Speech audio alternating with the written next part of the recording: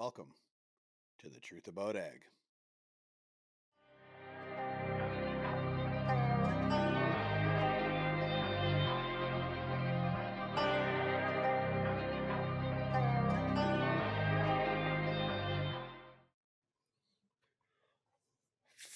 Friday morning, I am so tired after my 2 long days at the farm. I'm not going to lie.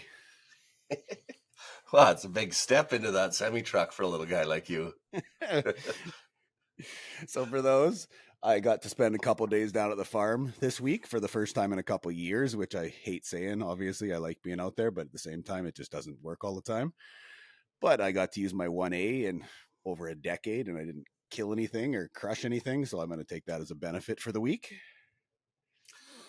Yeah, I mean, as we could tell the listeners, I mean, we kind of had a unique opportunity based on timing where we made an 8,000 ton malt barley sale a day after we started combining, and it could all go direct to the elevator. So we were calling in every trucker we knew. So Evan made the cut this time. So I guess I better do a little bit. So this is the Truth About Ag podcast. I am your, host, Evan Shout, with my co-host, Kristjan Hebert. Do the same things: like, share, subscribe, comment, ring the bell, guys. We want the impressions. We want to get more of this out there further. And then I'd probably be doing myself a disservice if I didn't do a little plug of look for, our launch of the new Farmer Coach cohorts coming into November. So obviously post-harvest, we'll do a little bit of some webinars and stuff coming out. So look for those on social if you are interested or just want some more information. And then on the Maverick Ag side, we've got some product releases that I'm hoping to have ready for November. So look for that as well. And it'll be more open to the public rather than just our niche client mix that we usually stick with. So yeah, I'm pretty excited about where that's going. So I did want to give a little bit of plug before we go too far into this episode. But yeah, so back to the farm. Give me your, initial thoughts. We're a week in, give or take. What are we seeing? Yeah, my wife and I just had this talk yesterday because she says we're 8 days in and I say we're like 2 because, of course, the first 3 days grain was so tough we were only running 2 or 3 combines. So I call that just warming up, not starting. But so we'd be 10% done kind of the last 2 days. Looks like half of today. We probably still won't be able to go just between a little bit of rain, but lots of fog and humidity and smoke. But we're not really going to complain. We're usually combining by, call it, August 15th to 20th, and we got some days in before that. And currently, the barley crop in Moosomin, Saskatchewan looks really good. Like probably in the top 2-3 barley crops we've been able to grow on our farm. Yeah, and I mean that's what I'm hearing. I've obviously I still got clients coming in because they're not in the field yet. But I mean, what it sounds like is cereals are looking really, really good for a big portion of the province. Maybe not all, but I think the biggest thing that's shock is the pulse side is not what they were expecting. Guys are stepping into some fields in Southeast, South Central, and that's probably not the downfall, but that's the optimistic or pessimistic view of they're just not seeing what they thought was there. Yeah, I think there's only certain pockets that got enough moisture to get through the late heat, right? So some of the pulses maybe didn't, which, when the pulses are in early, you just expect them to to fight their way through, but the early rain might have hurt them as much as the late heat. And, we believe our wheat crop is a good solid average or better. The interesting one's going to be canola. And it's harder and harder to tell nowadays. These new varieties, they pod a little different and they flower more or less days compared to the old ones, and so you just never feel like you have a good read on it. Yet at the same time, it seems to always surprise you.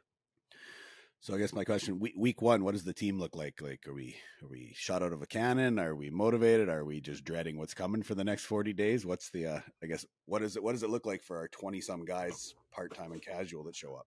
Yeah, I mean, right now I think the team's pretty excited. Jeff and my hardest job is we still have 3 or 4 people that want to come help that we haven't found a job for yet because we haven't been able to fire up the harrows. I think because we have so many people, we can kind of spread the work around. We do. We've said yes to more people for harvest than we've ever said. Probably done a better job of training on kind of the middle jobs, grain carts, etc., than we ever have. So there's lots of days where we can run the whole harvest crew, run the whole spray crew, and we'll be able to fire up harrows at the same time. So that part, I think, keeps everybody motivated. I mean, we had our biggest day ever there a couple days ago. I think it was like 128,000 bushels. And at the end of the day, Jeff and I both said everyone looked really good, and geez, that wasn't even that hard. And then the next day, I woke up exhausted. So to put the exact words, I think you and Jeff may have just said I looked like shit. So, um, you know, it might not feel like it's a big day, but obviously it still is a big day.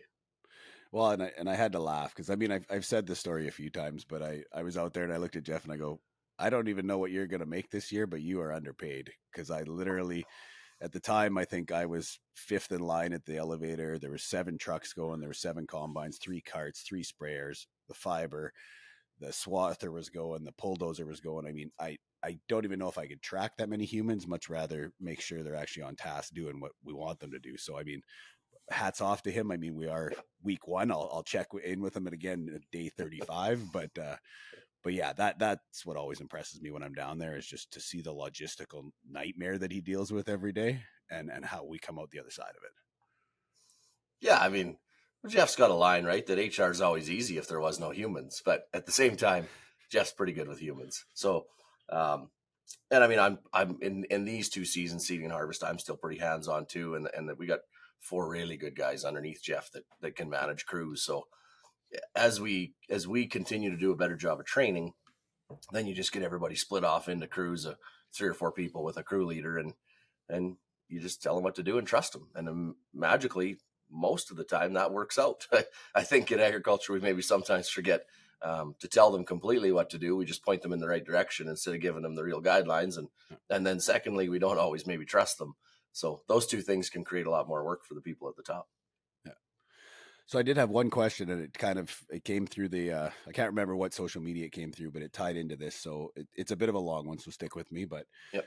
so I farm in Northeast Sask, around 8,500 acres, with dad, 2 full-time employees, and 3 seasonals. My question is in regards to Kristjan's jump from 7,000 to that next step in quotations. I just wanted if you'd share the experience during those initial years of going from, let's call it 5 to 15. I know he brought on Jeff, but what other steps and higher level duties did he do, and what else went into those initial steps? We have a strong operation and the opportunity to grow, but I'm just unsure how to structure things going forward. Yeah, so I think, I mean, we've talked about multiples lots, right? So I think the number one thing is to know your multiple. So obviously down here, I use 8,000 acres as my multiple.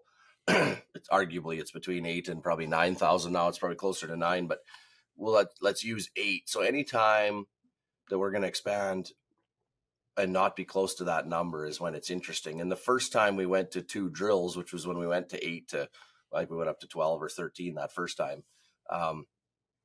That one felt like it was tough, but it was that very first time where you're trying to train what I call your top operators, the guys that are running air seeders. That's kind of the first time you're really letting go of some control of probably the most important aspect of your farm. So it's to be real comfortable with that group.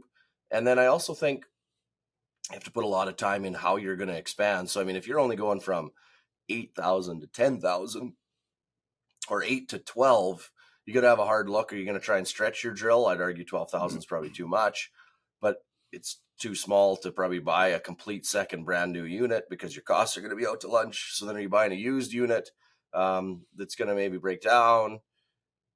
Or is there a custom work deal you can make with the person you just bought out or a neighbor to get that done? So I think it's really important when you're not at multiple, especially that first jump.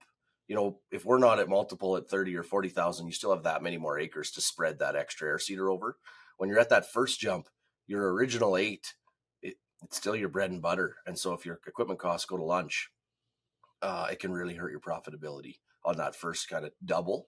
So, I think you want to be on the path to doubling your multiple as fast as you can, but at the same time, make sure you got really good lead operators and have some maybe tricks up your sleeve on how you're going to deal with those middle sizes, right? Is it custom work? Is it a different air seeder? Or are you going to go do custom work because you bought a second new one? Just some ways to make the equipment work at that. And there's awkward sizes for everybody, but at that awkward size, because at the awkward size, you may get frustration from you and your shareholders that you're working more than you've ever worked because you have not enough equipment or too much equipment and you're trying to manage it all and you're not making as much money as you did, which then can turn you off.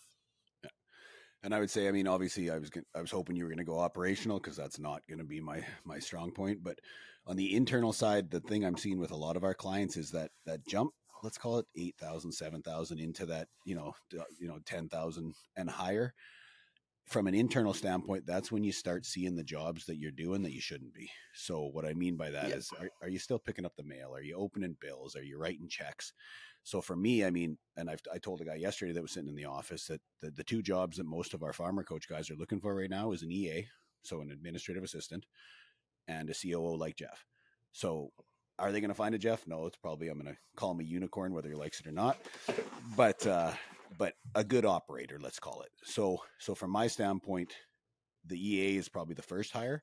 Yeah. And the reason I say that is because you can get, somebody part-time from town that they still got kids in school. They don't want to be full-time employees, but those little steps of just, opening bills, writing checks, even doing some bookkeeping if they're qualified like that, all those things that you're doing in the office that literally are not part of any job that you should be doing at that size of operation, that's the first step to getting rid of those tasks internally.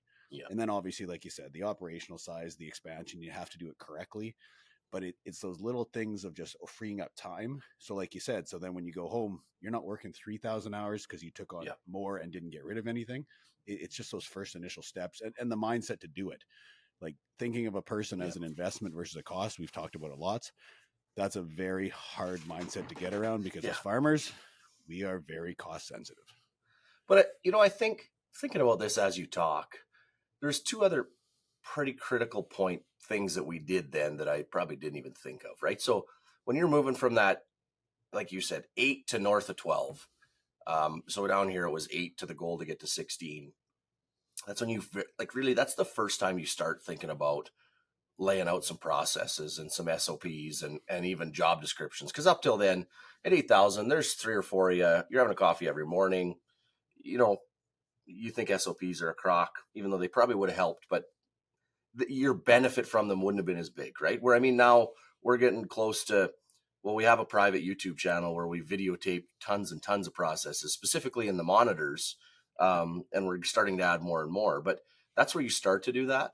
And then, you could comment on this too, but I would say looking back, the growth from 8 to 16 is what probably made our succession plan really dial in. Because at 8,000, Dad and I are both leaders, and we were stepping on each other's feet all the time.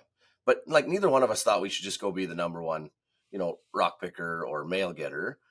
It wasn't that, but we both like to make decisions and we both like to be in charge. So we were stepping on each other's feet at all times. Then when we got to 12, 14, 15, kind of before I got Jeff hired, like there was just too much work for us to step on each other's toes. It's like, what are you taking care of? I'm going to trust you, and I'm going to take care of what I take care of. And I think, to be honest, I think that ends up being a huge problem in a lot of succession plans, because I agree with all the consultants that you should start them early. But at the same time, who's doing what and what's going to make them feel important? And I think in a lot of cases, if the farm isn't going to grow and father, mom and dad are 50 years old or even 60 years old and still really want to be part of it and are really useful, they can't just transition into nobody. We're in growth. Everybody still has to do something pretty important by the end of the day, or you're not getting everything done. So it's kind of a backwards philosophy, but I actually think growth helps with succession. Well, and that's the thing I've always thought about. And I mean, on the succession side, you're correct. We all say to start early, but if there's no growth there, it's a difficult process. But the part that I mean by start early is like when your kid's growing up and they're going to go to school, and have the conversation that the farm, if their plan is to truly come back to the farm doesn't need two agronomists, or the farm doesn't need two experts at this. And that's where I think I see most of the failure from the past, is that they wanted to do what Dad did. They went to the same education. They came back. They both love operating equipment, or they both love doing the agronomy, or whatever it might be. Well, now you got two experts, and I don't know many businesses, unless you're at a certain size, that want to put two people in the same position. So I think that, and I mean, I watched you and Louie do it when I started. that's part of why I think yours was a little more successful than what I've seen on some, is that you two have different skill sets. You two have different educations. Your Yep. dad is great at the crop side, loves running the dirt work. I mean, each of you has a skill set that doesn't cross over. I mean, yes, there is some comparisons, but you're not at each other's throats every day, where a lot of times you got two experts that are in the same field.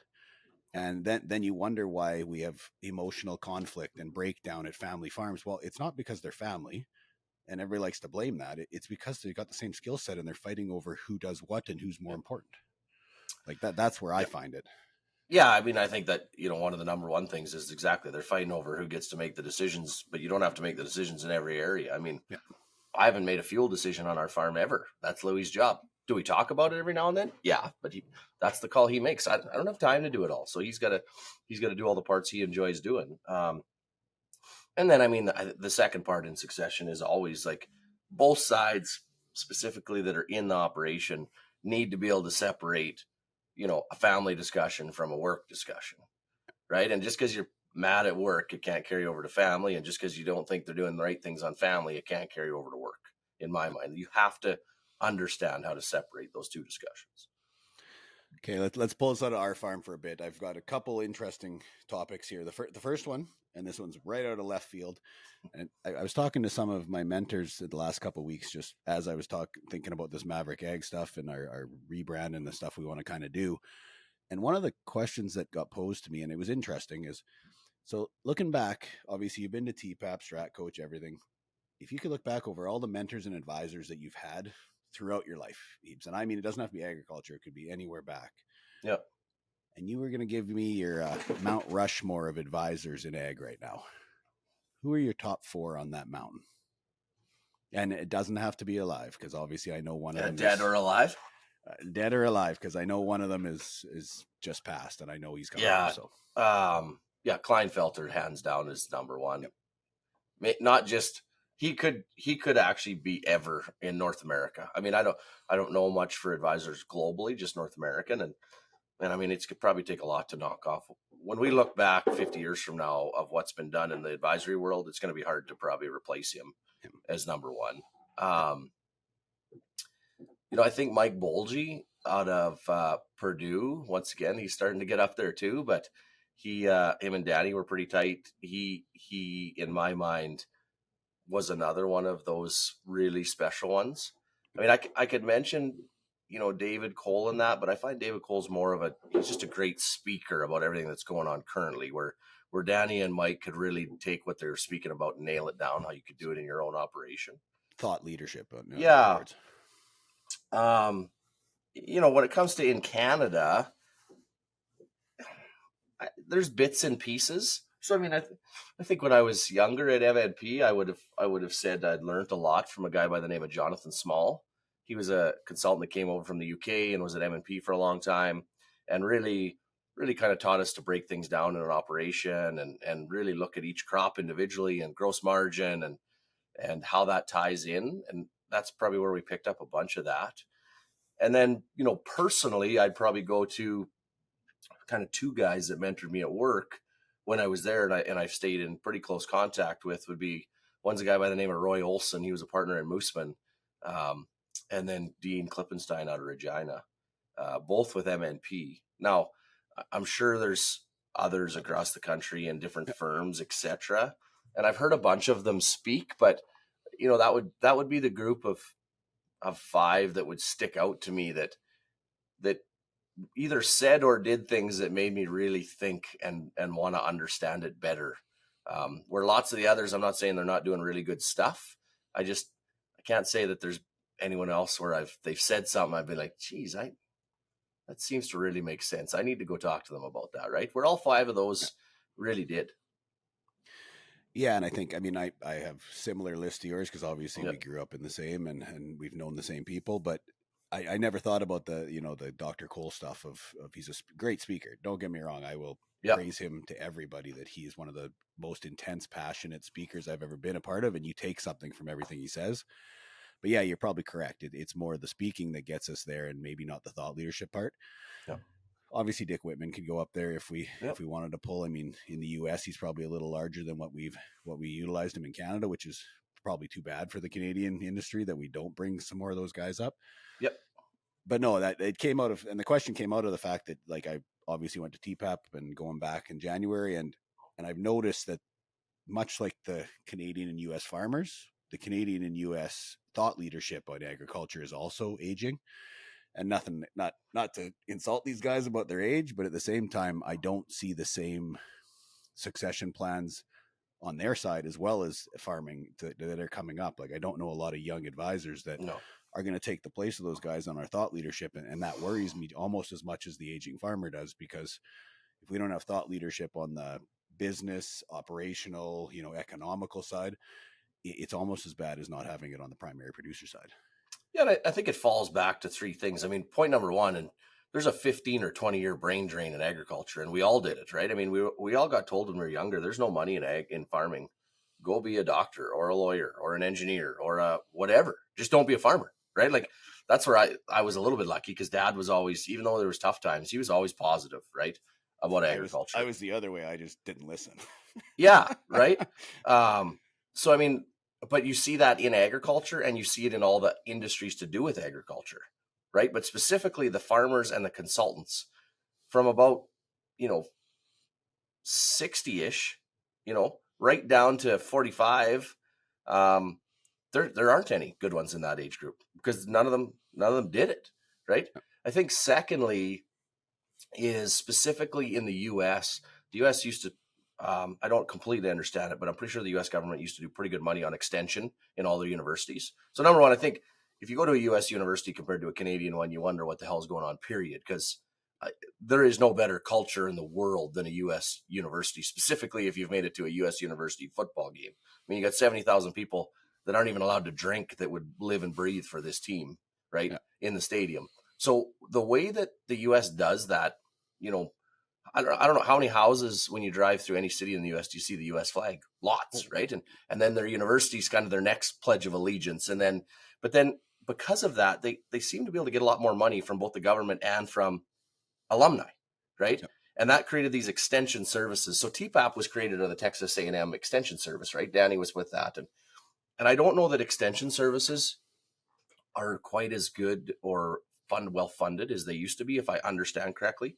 Just like in Saskatchewan, we used to have your local ag rep, right? And those got taken away. And I'm too young probably to say whether or not it was worth it, but I know my dad, who for a few years there was, well, quite a few years, was kind of making decisions on his own. Him and his dad didn't always work that well together. They were running two different farms. It kind of all worked out in the end, but he built a really good relationship with the local ag rep. And so he would say it was a very important piece. And Louis not here, but I'm assuming he'd say it needs to be different now, but that he still thinks it's important, right? And it's probably why when I woke up one morning and said, "Hey, Louis, I'm going to start Maverick Ag. I'm going to go convince Evan that he shouldn't, be a full-time accountant, and we should start this." And he says, "Okay, what are you going to do?" And I'm like, "Well, part of it is, we need to get the data and the numbers even nailed down more on Grain Venture, but that'll take about 10% of his time. So we'll do it for some other farms, and we'll do some consulting. And I'm getting a few more questions from the big companies and from the government. And I don't really know, Louis. I just know that it'll be better for us, and I kind of want to help the industry. And from my time at MNP, I just always felt, and I knew you agreed with me, that finance and data were a huge weakness in allowing farmers to make good decisions." Yep. So I think we have a shared belief that there are a lot of great farmers out there that have the ability to make great decisions, but then the only reason that they're not making the decision is because they don't actually have the information in front of them to give them the comfort to make it. And so how do we get people there? So one way is through Maverick, through consulting and products, and the other way is through Farmer Coach, which is sharing those products and how to use them and have you meet with people. But really, we're just trying to get their finances and data in a position for them to actually utilize their full potential as a manager, right? And so I think that's why Louis probably didn't think we were crazy. So here's a hypothetical. I mean, we have great University of Saskatchewan, obviously an ag college here. We have Vermilion, we have Olds. why aren't we doing some of those extension services up here?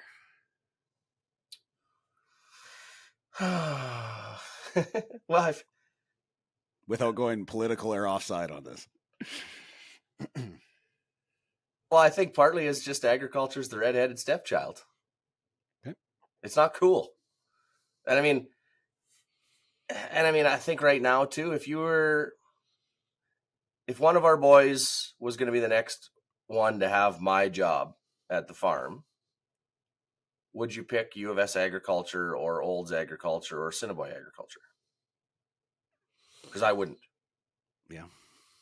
But to be honest, I wouldn't pick agriculture. Yeah. Because I think my job's business. And the part that pisses me off right now about the current agriculture programs is, and this is why we have co-op programs, right, with Olds and Moose Jaw, we're working our way through it, is I think everybody in agriculture is a perfect candidate to come work on our farm and be everything from an agronomist to maybe a financial, part of the financial team, to an operator, to a crew manager, all of those great jobs. But I think the main kind of benefactor of our current agriculture programs are the chemical companies and the fertilizer companies and the agronomy companies, not farmers, because we don't market there trying to get the people to come work for us very well. But I also don't think the universities maybe do enough to explain that a lot of these farms are pretty damn good businesses. And if you want to work for a business, why not work for one that's entrepreneurial and can change really fast instead of a big one? Sorry to all the big chem companies, but let's call a spade a shovel. We're a small race boat and you guys are the Titanic. And I'm not saying it negatively that I wouldn't send my kid to an agriculture course if I truly feel he's ready to take or going to take my job. It's that I think one of the big differentiators of the best farm CEOs I've met is they don't think agriculture is different when it comes to business. They use the difference of agriculture to help market and tell the story and why you should work there, right? So, for instance, you've heard me say it all the time, right? I'll market against the mine and against oil patch all day, every day. We're way more consistent than oil patch.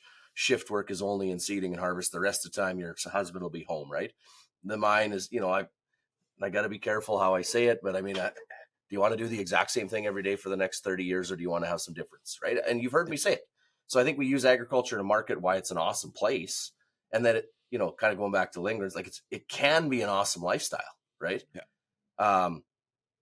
But the business side is, I don't want my kid or whoever the next CEO of the farm is to use agriculture as an excuse. Well, we didn't do good this year because of Mother Nature. We didn't do good this year because of policy.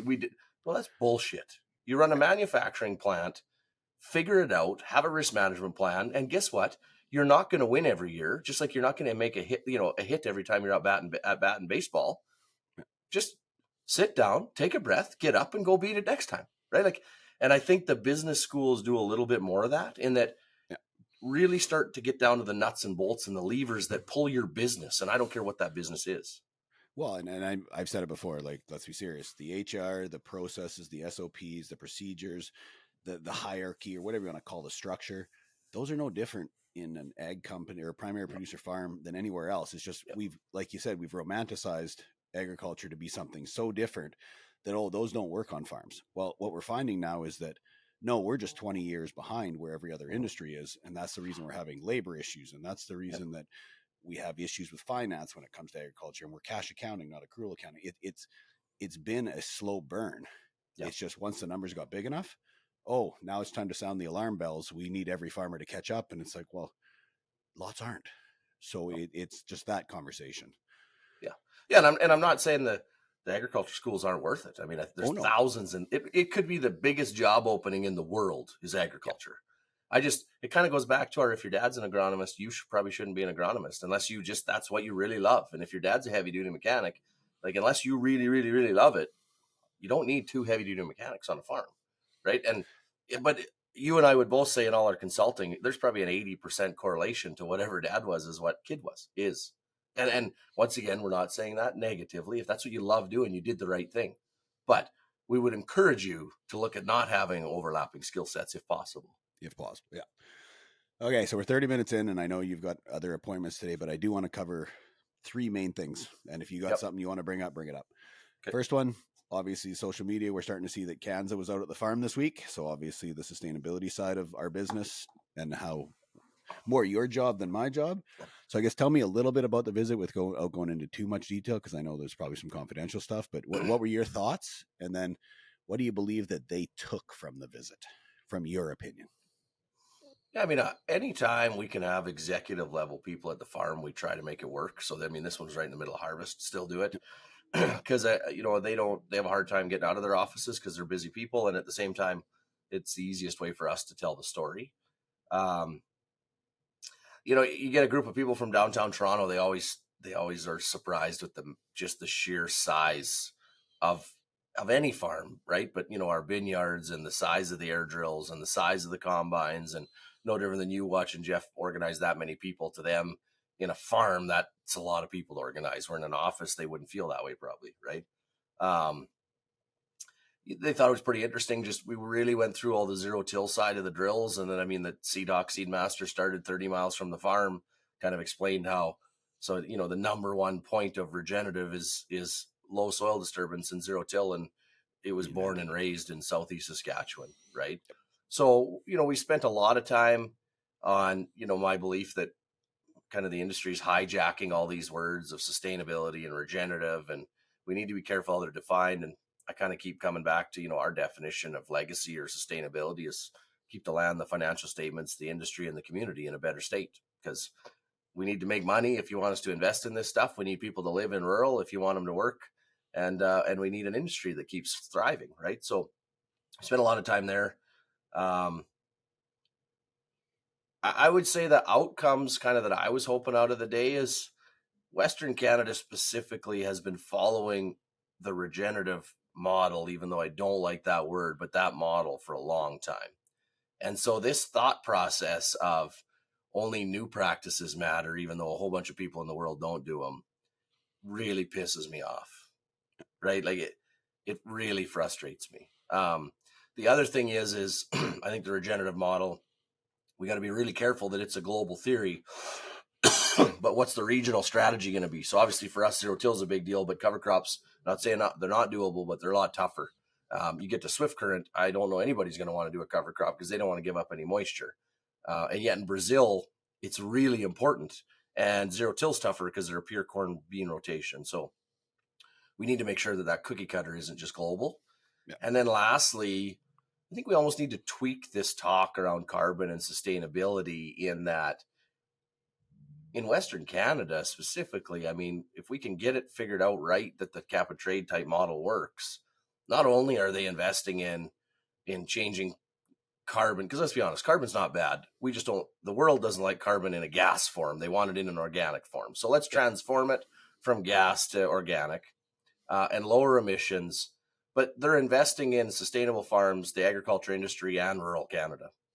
Like that's really, in my mind, what we're trying to accomplish. Now, can we get there?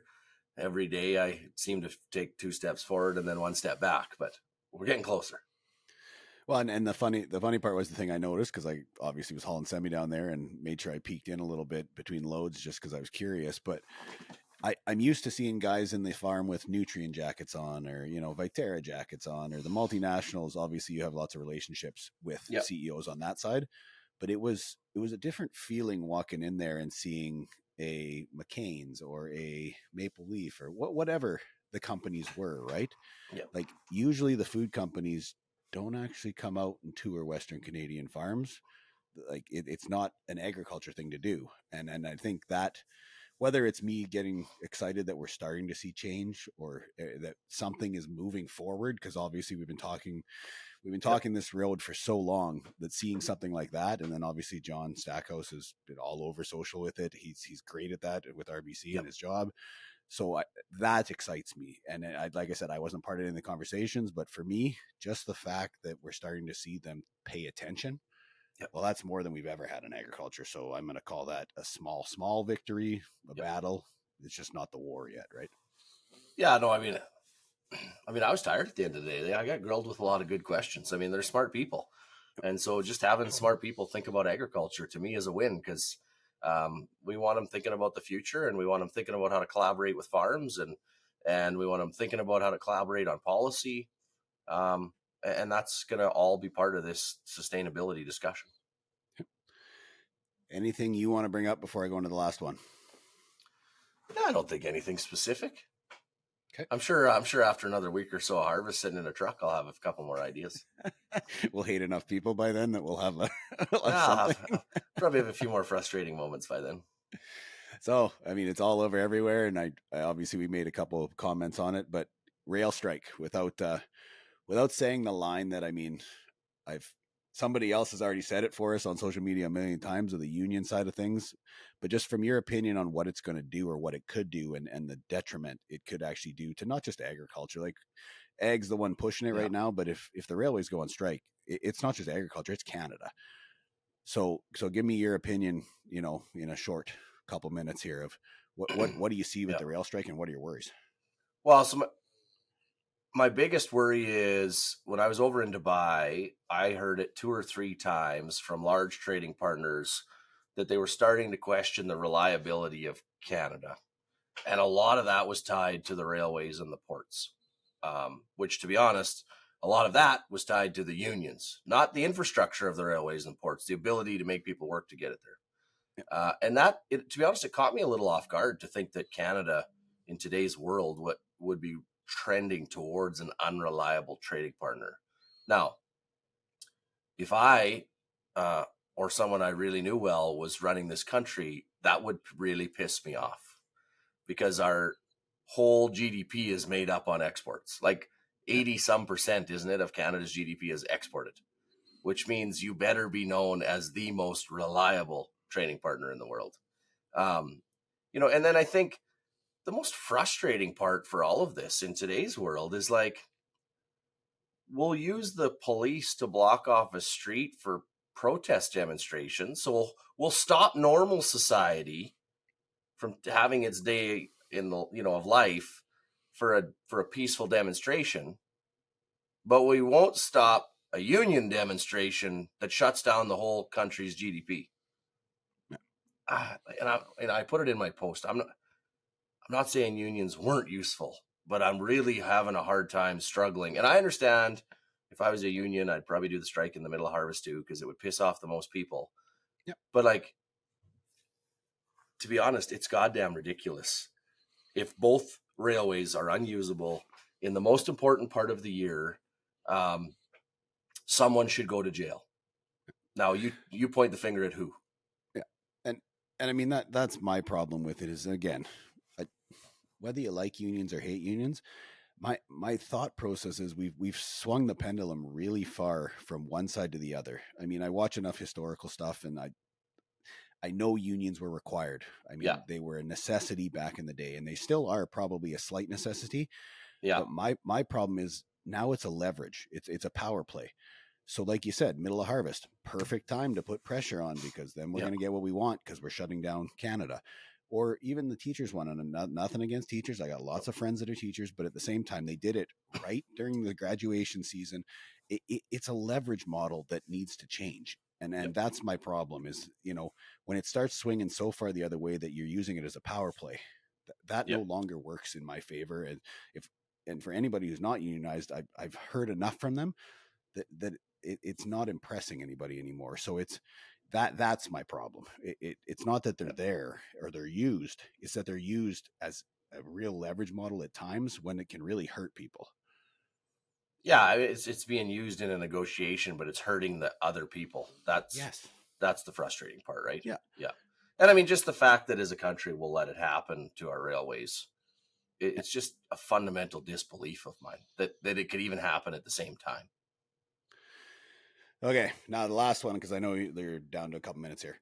Yep. So obviously commodity prices have done some beautiful things lately, and obviously it's all over. And I'm also starting to see a lot of mental health posts and stuff, so I did want to cover this a little bit. So on the commodity price side, I mean, from your standpoint, and nobody has a crystal ball, nobody knows where it's going, what are some of the steps that maybe we should have taken? Because, I mean, nobody's perfect, including us.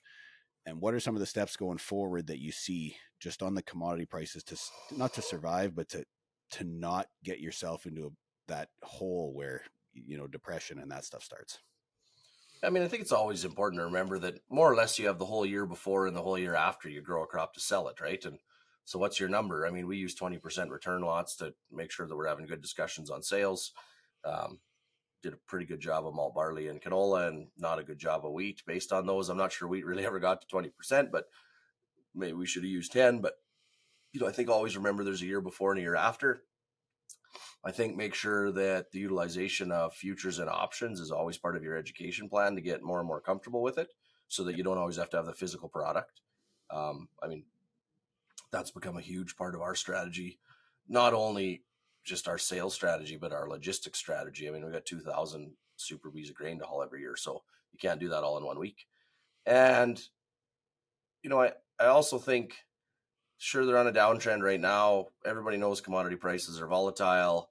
You're not going to sell a huge loss for next year's crop. So just be focused on what you're doing for this year's crop right now. And I mean, for us specifically, we tend to be 25 to 75% sold before we combine a crop, sometimes even before we seed. But obviously for the 25 crop, we're not going to be there because we're not going to mark it into a loss. We'll realize that we're probably going to sell a lot of that grain in the year after we grew it, not the year before.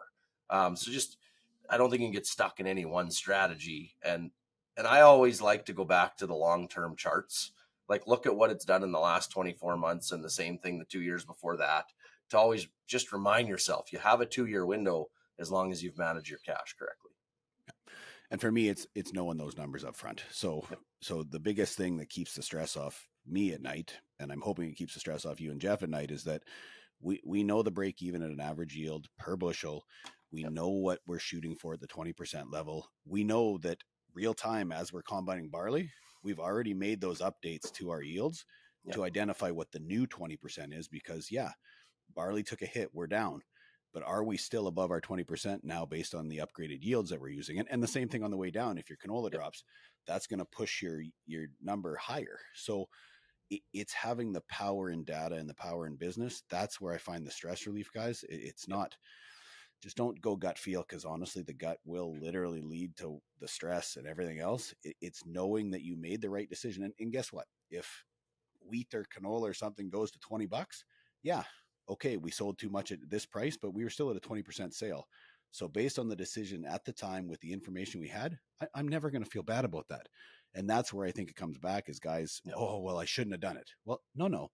With the info you had at the time you made the decision, you should have done it. So you made the right decision. Whether it goes to 20 or 30, it does not matter. Start looking for next year's crop now, because that's the new set. Absolutely. So, okay. So another good one. Again, like, share, subscribe, ring the bell. Check out Farmer Coach, Maverick Ag, some self-serving. And that's the truth about ag.